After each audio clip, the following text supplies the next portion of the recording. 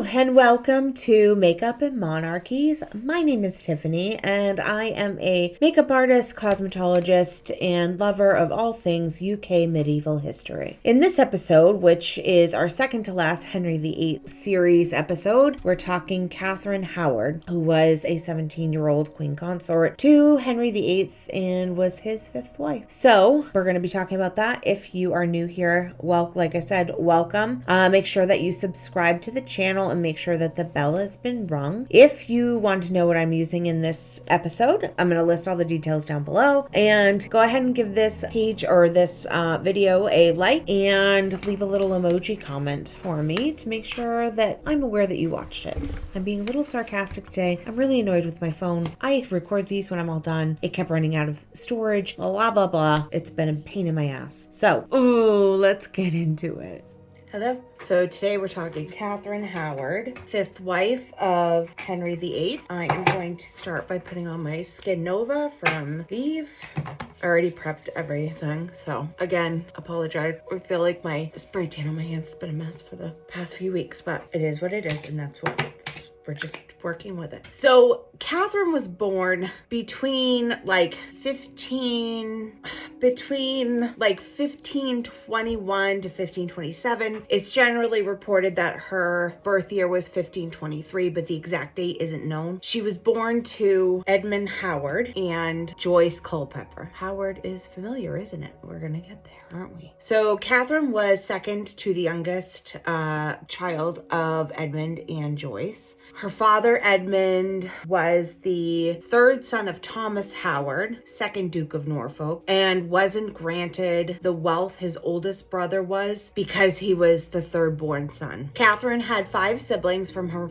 mother's, so half siblings, from her mother's first marriage. So Catherine in total was the 10th child to her mother. Because of the amount of children, money was tight, obviously, kind of expected, and her father had to beg for money from time to time. So in 1527, Edmund wrote a letter to Cardinal Wolsey asking for help. It's unclear if Wolsey aided him because there's little evidence to it, but if he did, it was a small amount. Because of the financial struggles her father was facing, Catherine's early life was hard, and her whole fucking life was hard, but it's possible that she was neglected and unwanted and was living a life that was very unstable. This is probably why she's been described as illiterate and not well educated. Tragically, Catherine's mother passed away when she was about 5 years old, and her father remarried twice afterwards, thankfully not having any more children. In 1531, Edmund went to his niece-in-law and soon-to-be Queen Anne Boleyn and asked for a position. He was made the controller of Calais. Catherine's paternal aunt, Elizabeth Howard, mother of Anne Boleyn, so this made them first cousins, the girls' first cousins. Catherine was also second cousin to Jane Seymour, and that was through her paternal grandmother, because she was sister to Jane's grandmother. I hope that makes sense. The cousin territory gets a little murky water and those branches get tied up together, I guess. That's what we'll say. That same year, Catherine's family was disintegrated.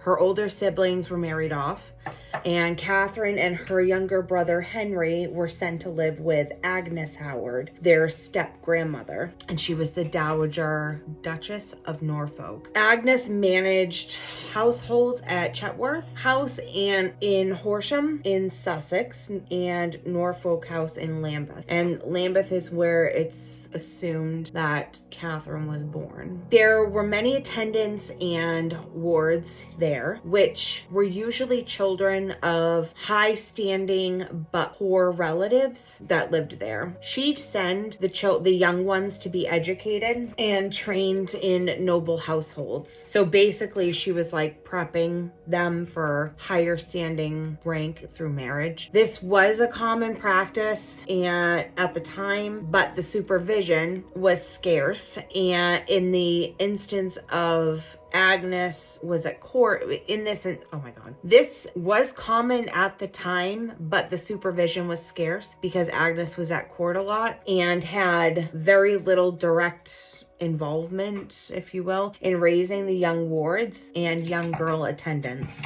So I'm trying something new with my makeup today. I'm going to see if I can find the goddamn brush. That would be great. Oh, there it is. In 1536, while Catherine was a ward in Agnes's household, she started taking music lessons, and she had 2 teachers. One's name was Henry. I fucking forgot it again. Mannix. I did that all over again. Mannix.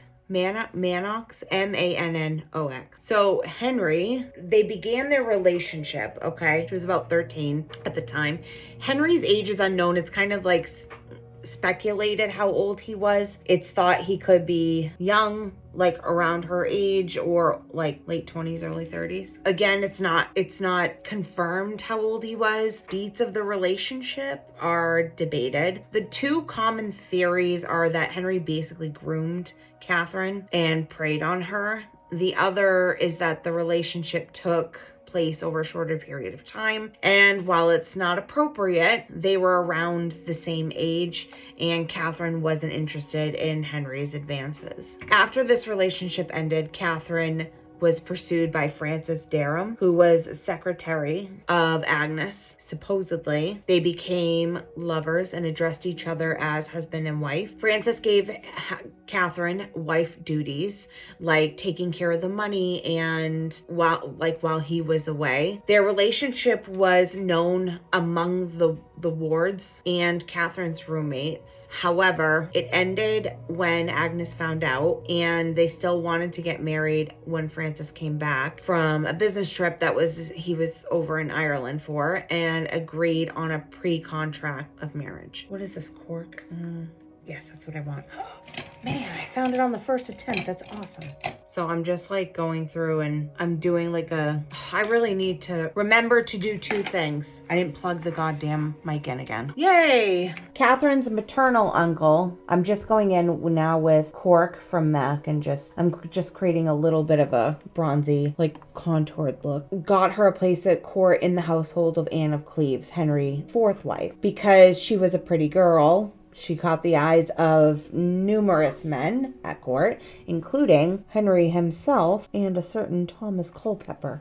I really should have looked this up, but I wonder if they were related. It's probably known, and I just didn't bother to look. For some reason, that spot right there never holds anything. In the beginning, when they were in each other's company, in the beginning of her service at court, before Anne of Cleves arrived, Henry found Catherine attractive, and when they were in each other's company, they would flirt with each other. When Anne came, Henry wasn't interested in her, as we previously learned. But before this, Catherine and Thomas Culpeper started a semi-relationship, even though it wasn't sexual at the time. Culpeper later stated that he thought it was going to become so quickly. Apparently, Thomas told Catherine that he loved her. Catherine rejected it. So that made Thomas move on to somebody else in the Queen's household, which upset Catherine,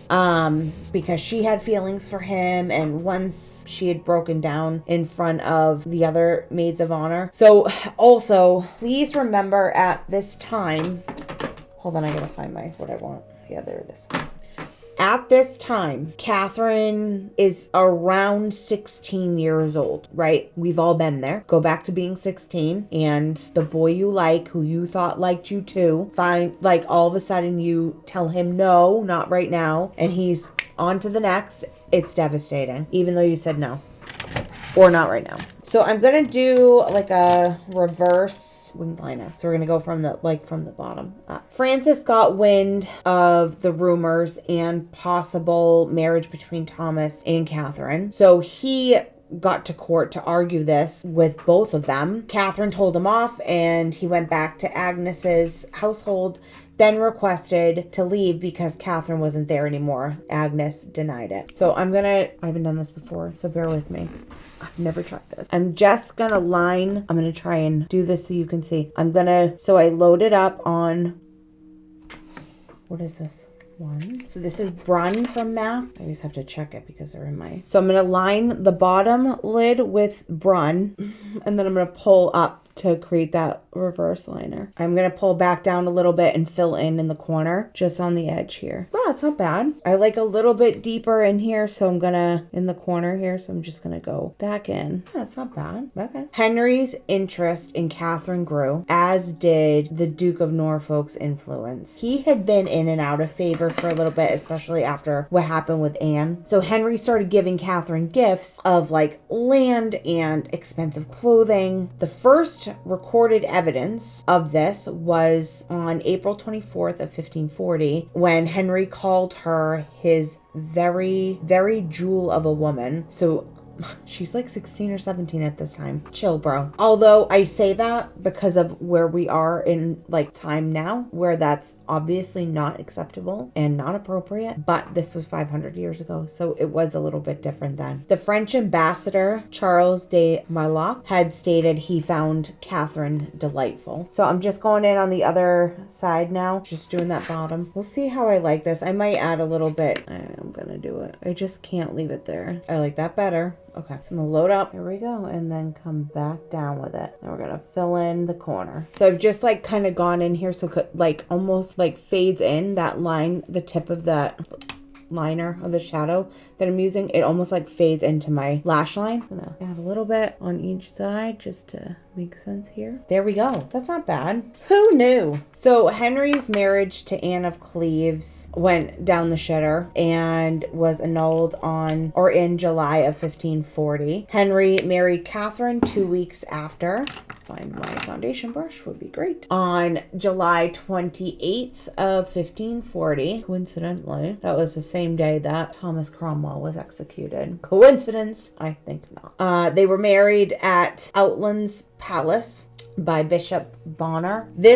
Catherine adopted the motto. It was French. I never learned French, unfortunately, so I'm not even gonna try it, but in English, it translates to no other will but his will, or his, no will at the end. And the marriage went public on August 28th. No, the marriage went public on August 8th, so not long after they were married. Because of her age, Catherine was carefree and fun, and also because of her age, she couldn't take part in the administrative matters. So Henry's groom of the stool, had to visit her, or did visit her every night, and reported on the king's well-being. There were no plans made for Catherine's coronation. I'm also going to try, I think we're doing like I'm going to try this. I've seen this before, but I'm just going to take my Sigma brush, my contour. Oh, it's like F04 it is. And I'm just we're going to try this today. Oh, okay.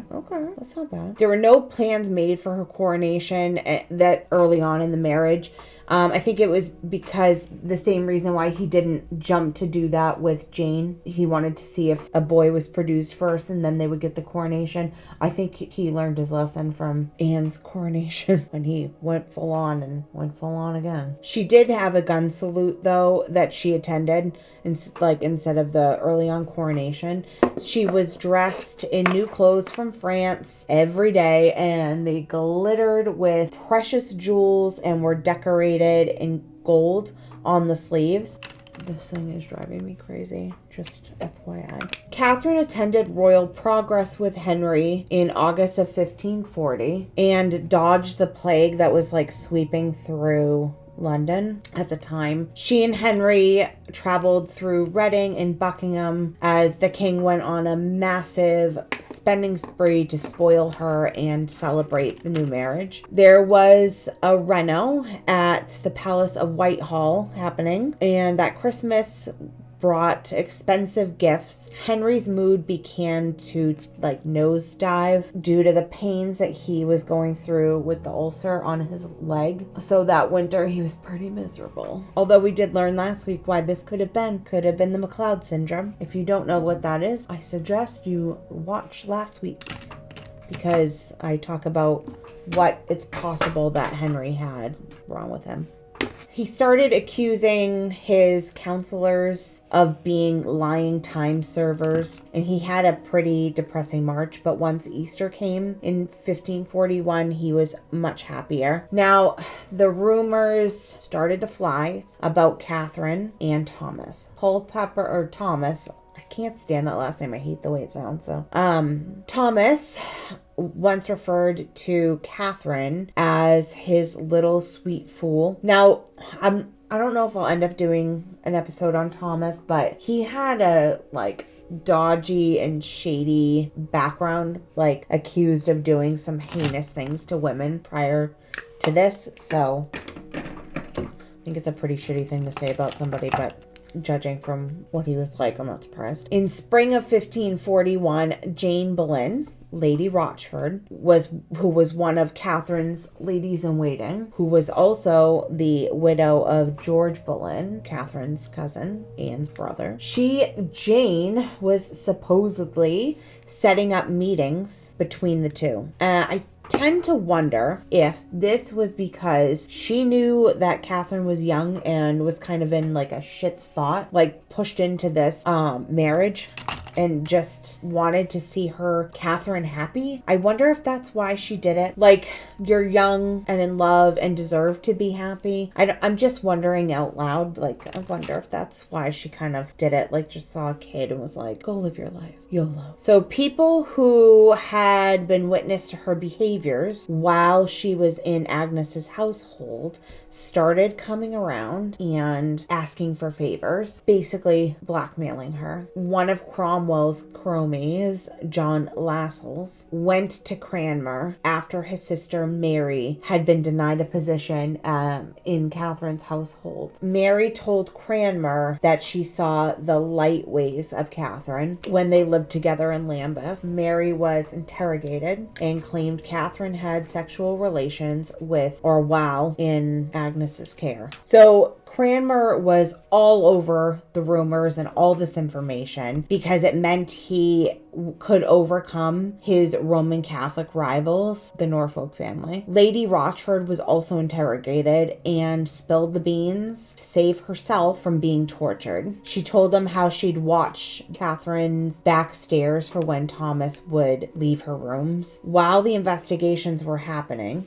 a letter written by Catherine was found in Thomas's chamber. It was her distinctive handwriting and was a love letter. I'm just gonna burn that shit after you read it. What are you doing? While praying in chapel on November 1st, Henry received the letter describing the allegations against Catherine, and on November 7th, Cranmer led a commission of counselors to Winchester Palace in Suffolk, Southwark. Back. Why do I look different? Because my computer sucks, my phone sucks. How it's gonna go, I guess. So anyways, Henry is praying in chapel, and then he receives a letter describing the allegations against Catherine. And Cranmer led a commission of counselors to Winchester Palace in Southwark to question the Queen. Cranmer found the teenage Queen in a frantic state that had him make the guards remove anything that she could hurt herself with. Now, he stated, I found her in such a lamentation and heaviness as I never saw no creature. So it would have pitied any man's heart to have looked upon her. As a mother of a teenage daughter, I'm sure she was freaking the fuck out. So if there was a pre-contract of marriage between Catherine and Francis, Henry could have just annulled the marriage and banished her from court, forcing her to live in disgrace and poverty. But nope, that's not what he did. At first, Catherine, I'm gonna put these lashes on. At first, Catherine fessed up to the relationship with Francis. Oh, that looks so good. All right. Oh, man.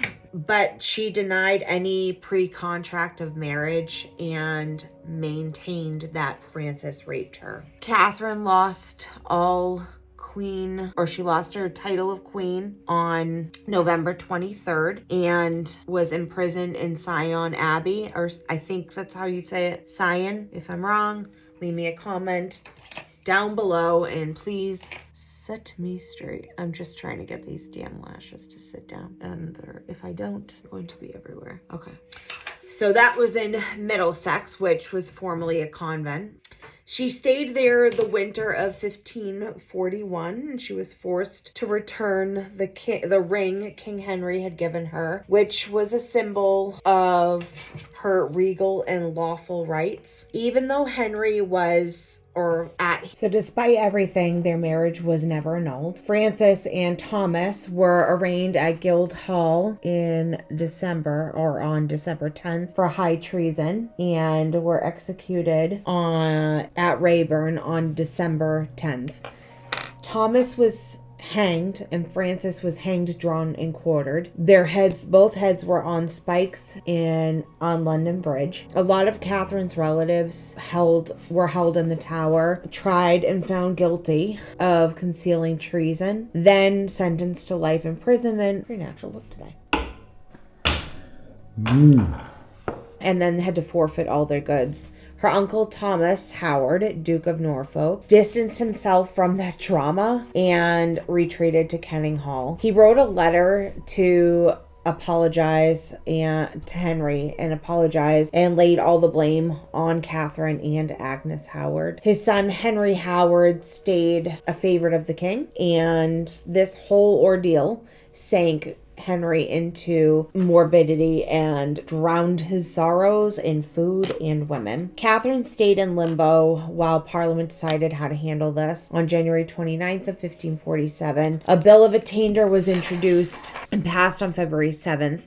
The Royal Assent by Commission Act of 1541 made Catherine's acts treason and punishable by death. Based on a queen consort to fail to disclose her sexual history to the king within 20 days of their marriage, or to incite someone to commit adultery with her, no trial was held. When the council came for her, supposedly she panicked and screamed, and they put her into a barge that would bring her to the Tower of London on Friday, February 10th. Please keep in mind, she is 18 or 19 years old at this time. She's a child. Like, I have one, can't even call the doctor. Child. While traveling on the Thames, she passed under the London Bridge, where Francis and Thomas's heads were still on spikes, and stayed there until 1546. The following days, the Bill of Attainder got the royal assent, and her execution was set for Monday, February 13th at 7 a.m. The night before, she asked that the block be brought to her, and she spent hours practicing on how to lay her head. 18, 19 years old. She is a child practicing how to lay her head so she can be beheaded. It infuriates me as a mom. It's said she held her composure and looked pale and terrified, obviously. She asked for assistance to get up the scaffold. It's rumored that her last words were, "I die a queen of England, but I'd rather die the wife of Culpeper." There's no eyewitness accounts of this being said. It's actually reported that she asked for forgiveness and for her sins, and that she deserved to die 1,000 deaths for betraying the king. She also asked mercy for her family and prayers for her soul. She was beheaded with an executioner's axe. Lady Rochford, Jane Boleyn, was executed immediately after on the Tower Green. Their bodies were both buried in an unmarked grave in the chapel of St. Peter's I always have a hard time with this. St. Peter's ad Vincula. Catherine's cousins and Lady Rochford's husband, Anne and George Boleyn, were buried there as well. Unlike Anne, Catherine's body was not identified during the restorations under Queen Victoria. So they put a commemorative plaque up for her, or for all those that had been killed in the Tower. So that's it for this episode. We're going to go into fun facts. So fun facts for Catherine Howard. I don't know how fun these are going to be. Supposedly, she had the nickname Rose Without a Thorn. Catherine and Princess Mary didn't get along in the beginning. Imagine Mary was about 7 years older than Catherine. So your stepmom's 7 years younger than you? It's weird. However, Catherine and Princess Elizabeth, who was around 7 at the time, did get along very well, and that was Catherine's second cousin. It's said that her ghost haunts Hampton Court Palace. And even though Catherine and Anne Boleyn were first cousins, it's unknown and assumed that they never met. So that's it for this week. That is my episode on Catherine Howard. This is my phone's being a pain in the ass today. I'm going to be quick. So if you wanted to know what products I used today, those are listed down below. If you liked this episode, please give it a thumbs up and also just leave a little comment or an emoji or something. It really helps with the algorithm to help me grow on here. Next week will be our last episode for the Henry VIII series, and it is on Catherine Parr. So make sure you come back for more, and make sure that you're subscribed and the bell has rung so that you're notified when I post a video. So with that being said, I hope that you have a great week, and I'll see you in the next one. Thanks. Bye.